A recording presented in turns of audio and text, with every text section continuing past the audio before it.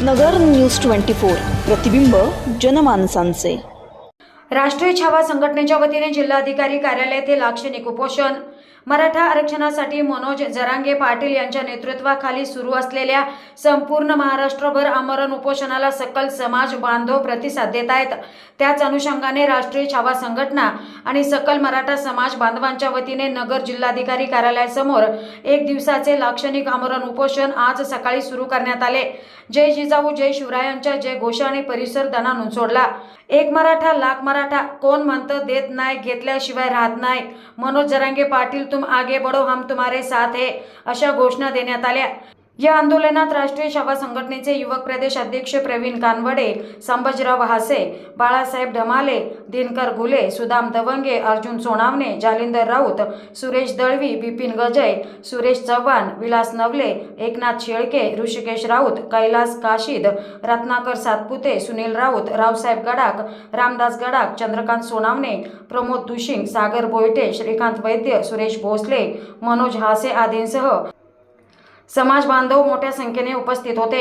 प्रतिनिधी अजर सय्यद, नगर न्यूज 24 अहमदनगर। आज राष्ट्रीय छावा संघटनेच्या वतीने मराठा आरक्षण आणि मनोज जरांगे पाटील यांच्या उपोषणासाठी पाठिंबा देण्यासाठी या ठिकाणी एक दिवसीय लाक्षणिक उपोषण आणि धरणं आंदोलन जिल्हाधिकारी अहमदनगर कार्यालय या ठिकाणी आम्ही करत आहोत।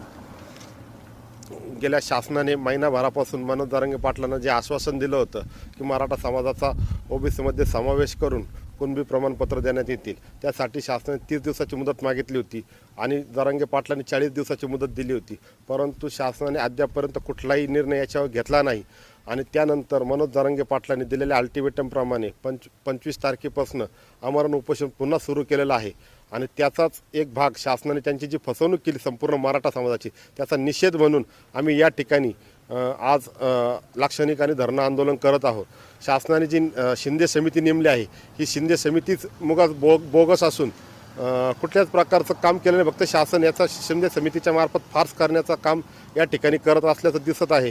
कारण शिंदे समितीने फक्त मराठवाड्यातले जेवढे जिल्हे आहेत तेवढ्याच जिल्ह्यांमध्ये कुणबी प्रमाणपत्रांच्या नोंदी तपासलेल्या आहेत।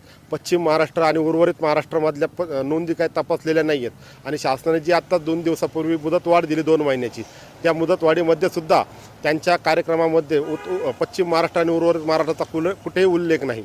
आमचा याच गोष्टीला आक्षेप आहे की शासन फक्त या समितीच्या माध्यमातून वेळ काढूपणा करत आहे आणि मराठा समाजाची सपशेल फसवणूक करत आहे।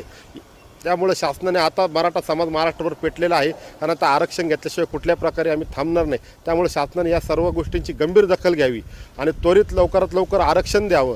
जर एका रात्रीमध्ये हे शासन पाडूही शकतं आणि दुसरं बनवूही शकतं, आमदारांना फोडूही शकतात, तर मराठा आरक्षणाचा अध्यादेश काढण्यासाठी खूप काही अवघड नाही आहे। केंद्रात पण यांचं सरकार आहे, राज्यात पण यांचं सरकार आहे, तरी शासन मराठा समाजाची फक्त दिशाभूल करते, फसवणूक करते असं दिसतंय। आणि शासनाला याचे गंभीर स्वरूपाचे परिणाम भोगावे लागतील। आणि कशाला शिंदे समिती पाहिजे? या आमदार खासदारांचे कुणबी प्रमाणपत्र तपासा ना, यांनी कुठल्या आधारे केलेत? यांचे जर प्रमाणपत्र तपासले त्याच आधारे सरसकट मराठा समाजाला कुणबीचे प्रमाणपत्र देऊन ओबीसीत समावेश करा ना। त्यामुळे शासनाने ह्या सगळ्या गोष्टीचा मराठा समाजाला वेड्यात काढणं बंद करावं आणि आता काहीतरी निर्णायक भूमिकेत यावं आणि त्वरित आंदोलन आरक्षण द्यावं, अन्यथा महाराष्ट्रभर आंदोलन केलं जाईल। आणि मनोज जरांगे पाटलांच्या जीवाला जर काही बरं वाईट झालं तर या ठिकाणाहून महाराष्ट्रभर आंदोलन पेटल्याशिवाय राहणार नाही, याची सरकारने आता गंभीर दखल घ्यावी। रत्नाकर सातपुते, गुलेवाडी संगमनेर तालुक्यातून मी आणि माझे 10-15 मित्र इथं आलेलो आहोत। जरांगे पाटलांचा 6वा दिवस आहे उपोषणाचा। परिस्थिती गंभीर आहे। सरकारने शासनाने लवकर याचा निर्णय करावा, चालढकलपणा करू नये, वेड्यात काढू नये। त्यांनी वेड्यात काढायचा कार्यक्रम असा केला की आज एक निर्णय जाहीर केला की आम्ही 2 टप्प्यात तुम्हाला कुणबी प्रमाणपत्र देणार आहोत। आता जो टप्पा पहिला जाहीर केला आहे त्यांनी, त्या टप्प्यात ते म्हणतात की ज्यांच्या नोंदी आहेत ॲक्च्युली त्यांना आम्ही प्रमाणपत्र देणं सुरू करणार आहोत। अहो, मुळात ही प्रक्रिया पहिल्यापासून चालूच आहे। हे वेळेत काढायचं काम सरसगट आम्हाला कुणबी प्रमाणपत्र पाहिजे, याच्यासाठी जरांगे पाटील उपोषणाला बसलेले आहेत, आमरण उपोषणाला बसलेले आहेत। त्यांच्या जीवाला काही धोका झाला तर आम्ही मराठे कुठल्याही परिस्थितीत माघार घेणार नाही, आम्ही शेवटी मरू पण हटणार नाही, म्हणून आम्हाला मराठा म्हणतात।